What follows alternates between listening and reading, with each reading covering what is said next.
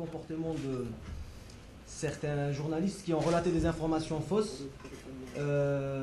Donner des informations, il n'y a pas de souci. On comprend bien sûr la corporation et le métier. Je suis aussi journaliste, mais donner de fausses informations, je ne sais pas si c'est dans le but de déstabiliser le club. Je pense que c'est ils sont allés un peu trop fort. Et il y a peut-être un ou deux journalistes qui ne sont pas à leur première, malheureusement. Ils ne sont pas présents, malheureusement. Autrement, on aurait réglé ça d'une manière encore plus professionnelle. De toute façon, l'USMA n'est pas là pour répondre à ce genre de choses. L'USMA a dépassé un certain palier qui ne lui permet pas de répondre à toutes les rumeurs qui se disent autour du club. Mais en faire trop, je pense que ça nuit un peu l'image du club et de toute façon les supporters de l'USMA et le public en général. Mais n'importe quelle rumeur. On n'est pas là pour répondre à toutes les rumeurs, mais je pense qu'il y a un peu un manque de respect pour le club et pour le coach qui est nouveau. Avec tout le respect que je dois à tous les journalistes là, ici présents, c'est pas tous les journalistes, c'est pas tous les journaux, c'est pas tous les organes de presse, mais quand même il faut faire attention quand même. Vous voyez que l'USMA ouvre ses portes à tous les journalistes, alhamdoulilah, il y a une salle de conférence de presse, on a des conférences de presse avant le match, après les matchs, on est joignable avec tous les journalistes, tous leurs besoins, surtout la presse écrite. On sait que c'est très important de travailler, de couvrir l'actualité de l'USMA tous les jours. Donc voilà, on dénonce ce comportement et on confirme que Paul Pout est le nouvel entraîneur de l'USMA et on est très très content de l'accueillir. C'est quelqu'un qui a le profil adéquat pour mener le club à bon port et on espère bon courage à notre nouvel entraîneur. Vous pouvez commencer vos questions. Nazim. Bonjour coach. Bonjour. Coach, avant d'aborder le sujet et entrer à l'actualité de l'USMA Alger, j'espère que ce sera ma dernière question à propos concernant vos démêlés judiciaires avec la justice. Est-ce qu'on peut avoir des clarifications? C'est-à-dire, est-ce que vous n'avez pas, vous pouvez exercer, ici on a une norme amendement, apparemment vous étiez vendredi dernier à Bruxelles, vous êtes rentré, sorti du norme amendement, alors on veut avoir des clarifications une dernière fois. Je n'ai pas de boulot non plus. Non, il n'y a pas un problème. Le problème, ça s'est réglé. De toute façon, je suis ici pour faire le travail. Ça veut dire qu'il n'y a pas de difficulté. T'inquiète pas, tout est en ordre. Il y a beaucoup de choses qui sont écrites. Mais j'avais aussi des opportunités de choisir des clubs en Belgique en première division, qui étaient publiés dans les journaux aussi, qui sont été intéressés pour faire le travail. Alors, t'inquiète pas, il n'y a pas de problème. Saïd. Bonjour coach, à la base vous êtes venu pour entraîner l'équipe du CS Constantine au départ. Je voudrais savoir comment ça s'est fait votre signature à l'USMA, sachant que 2 jours avant vous étiez à Constantine. Oui, j'étais contacté pour aller là-bas. Au moment que j'étais en Constantine, j'ai parlé avec un des dirigeants. Après, il y a des gens qui sont venus, mais j'ai senti que ça n'était pas sur le même niveau, qu'il y a des problèmes, des idées qui changent. Et moi, j'avais dit, non, c'est pas la peine pour commencer, parce que si tu commences et tout le monde n'est pas derrière l'entraîneur, au niveau des dirigeants, je pense que c'est pas la peine. Alors moi, j'ai dit, non, je vais me reculer. En ce moment, c'est Ousma qui a contacté. Et je suis venu à USMA pour discuter avec le président. Et c'était sur une toute autre manière qu'on a parlé, avec beaucoup d'enthousiasme, avec beaucoup de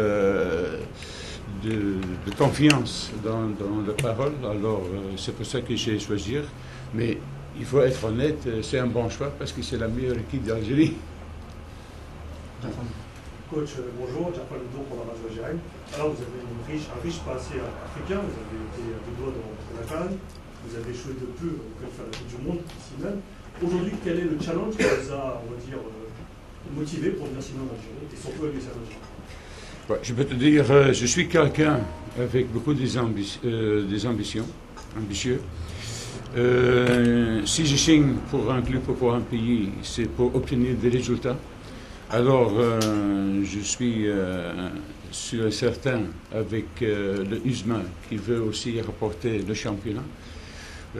Aussi, ils ont l'ambition pour rapporter la coupe. Et tu le sais, si tu es le champion du championnat, tu joues la Champions League. Ils sont arrivés très loin. Moi, j'ai aussi arrivé très loin avec le Burkina Faso jusqu'au final. Malheureusement, on a perdu. Aussi, USMA a perdu. Mais une fois que tu as senti d'être ou jouer un final, tu veux être encore une fois pour gagner. Alors moi, ma challenge, mon objectif, mon ambition, c'est pour arriver là-bas avec le USMA. C'est peut-être fort, mais c'est comme ça, je suis comme ça. Qu'est-ce que vous pouvez dire maintenant sur les précédents matchs de l'USMA que vous avez vus, sur votre effectif, mais surtout, qu'est-ce que vous pensez devoir faire en priorité pour apporter un plus à l'USMA? Oui, mais tu dois comprendre, c'est toujours difficile, parce que j'ai vu le match de Supercoupe. Avant, j'ai analysé aussi un match quand j'étais en Belgique de USMA.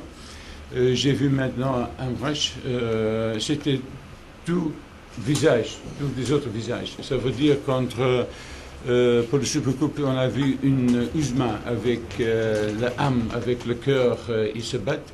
Contre un match, je ne sais pas ce qui s'est passé, mais c'était très mauvais. Tout le monde le sait, tout le monde est déçu.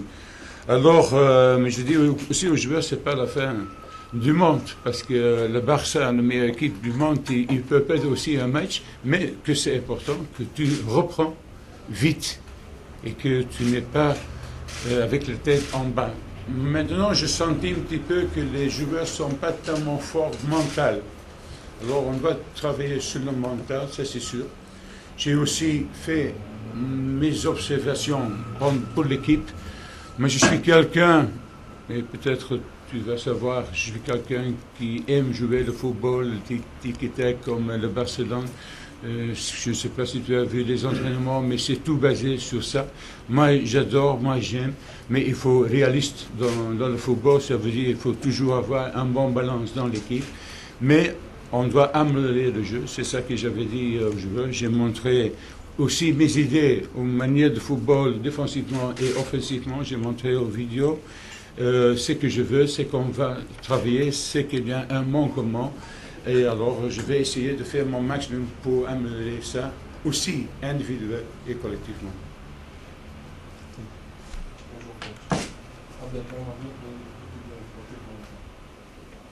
Justement, d'après les matchs que vous avez supervisés, pensez-vous qu'avec un tel Oui, c'est difficile à dire parce que, tu le sais, il y a des entraîneurs, il y a des entraîneurs. Il y a aussi un montage d'améliorer des joueurs individuels. Ça veut dire qu'il faut travailler avec les joueurs, il faut donner leur confiance, il faut voir qu'est-ce qu'il manque, il faut faire des choses qui sont bien, parce que tu peux changer un joueur une fois, il est en bas, et l'autre fois, je donne un exemple, par exemple, tu le connais, Aristide Bancé, quand j'étais au Burkina Faso. Lui, il ne peut pas rentrer, même pas un pas au Burkina, à la frontière. Parce que tous les supporters, ils veulent tuer. Pas Aristide Bancé. Après la CAN, c'était la grande star. La grande star. Et tout le monde a adoré Bancé. C'est-à-dire, le mental, c'est important. S'il y en a du joueur qui a un manquement de ça, on doit travailler sur ça. Et c'est ça que je vais essayer. Naturellement, on va voir, parce que je suis nouveau, je dois connaître le groupe, je dois connaître le groupe mental et tout ça. Si peut-être il y a des individus moins forts mentalement ou peut-être moins forts, je ne sais pas de quelle manière. On va voir, on va observer le groupe dans 2-3 semaines. Je vais avoir une meilleure idée de cette équipe, de ses qualités. Et on va travailler et peut-être sur le mercato, on doit changer aussi. Peut-être c'est possible, je ne sais pas. Mais de toute façon, je veux commencer avec ce groupe et je suis sûr qu'on va arriver loin. Vous avez dit, le FNA, depuis le début de saison, alterne le bon et le moins bon. On attend votre patte à l'USMA. Est-ce que vous comptez révolutionner cette équipe, sachant qu'il y a beaucoup de joueurs de talent qui ont été mis sur le banc ces derniers temps, qui peut-être avec vous tenteront d'avoir leur chance. Est-ce que vous arrivez avec l'idée de continuer le travail effectué avec les mêmes 11 quasiment, ou bien vous comptez donner la chance à tout le monde, peut-être révolutionner le jeu de l'équipe? Vous avez dit que vous étiez quelqu'un qui jouait, vous aimez jouer le jeu offensif. Qu'est-ce que vous comptez faire réellement? Ouais. J'ai aussi mon philosophie au niveau du football et je suis convaincu de la qualité des joueurs individuels. Mais pour gagner, même le talent est disponible, il faut avoir un esprit d'équipe, ça c'est nécessaire. Alors on doit travailler sur ça. Eux, j'étais très clair avec les joueurs, moi j'avais dit, ou tu es dans le bateau, ou tu n'es pas dans le bateau. Et moi, je vais à la guerre avec ceux que je fais confiance. Maintenant, c'est à eux de montrer sur le terrain qui est le meilleur, qui sont prêts pour jouer, qui veulent donner le cœur à Uzma. Alors, il y a aussi des joueurs d'avec talent sur le banc de touche. Maintenant, tout le monde commence à zéro et c'est à eux de montrer sur le terrain. Mais si moi j'étais joueur, moi je vais me donner à fond. C'est ça que j'attends des joueurs aussi. Pour peut-être choisir des autres choix, ça c'est possible. Mais je ne peux pas dire maintenant ça va être comme ça, pour ça, pour ça. C'est le joueur qui va donner la réponse.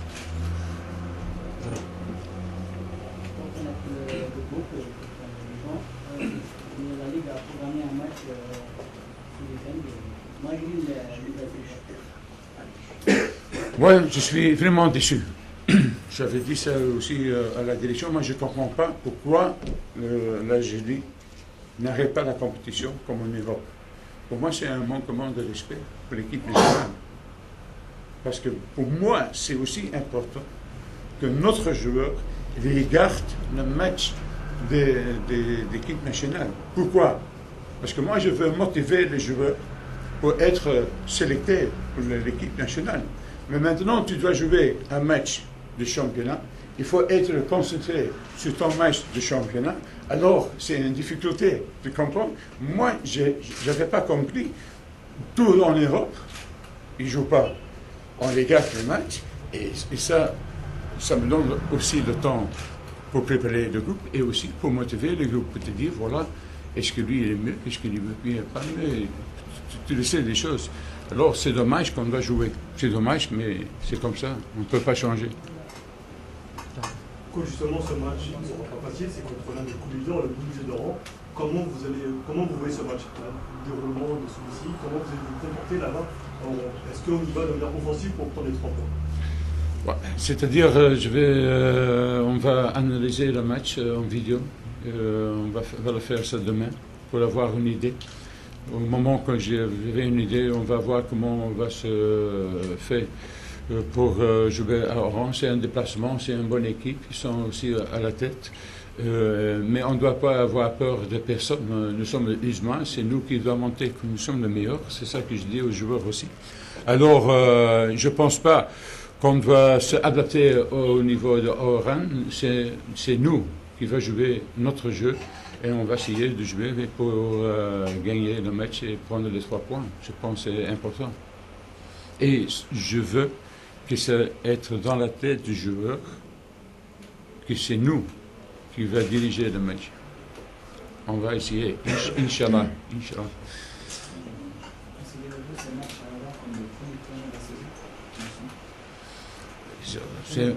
C'est un match difficile, c'est un déplacement, c'est tout difficile avec tous les supporters derrière le Oran.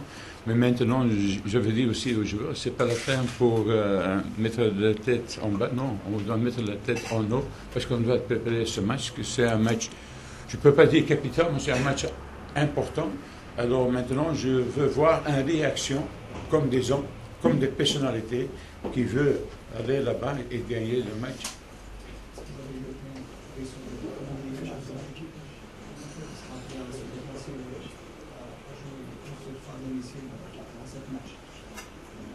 En 7 matchs.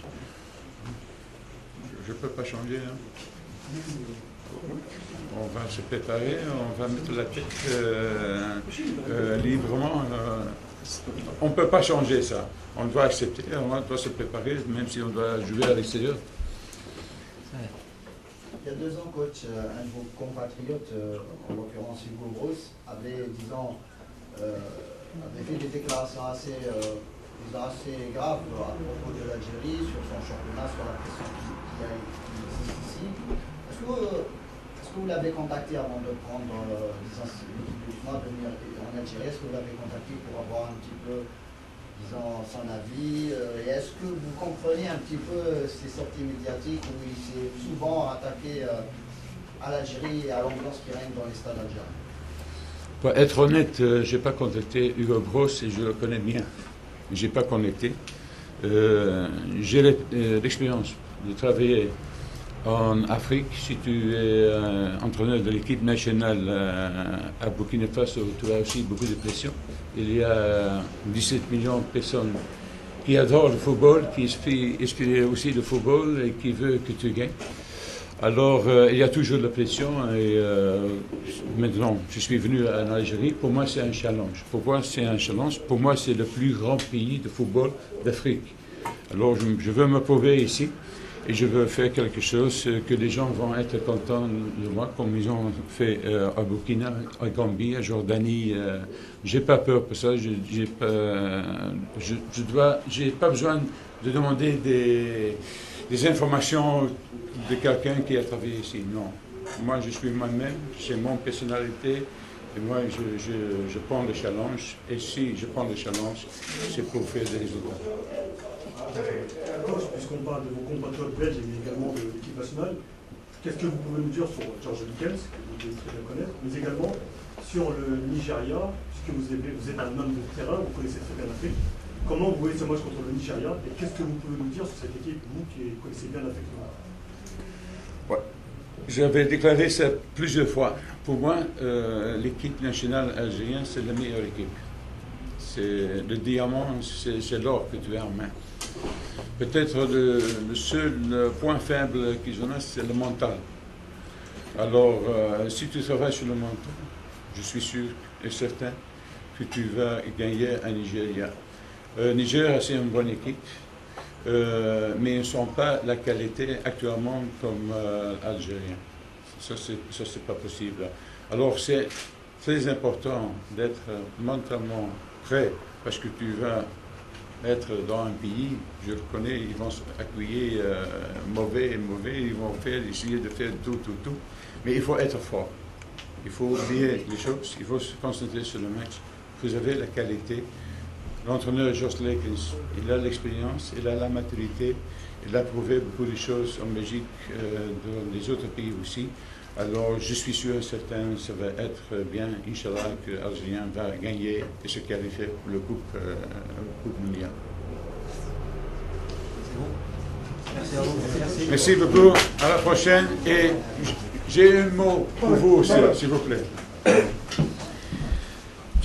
La presse pour moi, c'est important. Le média, c'est important.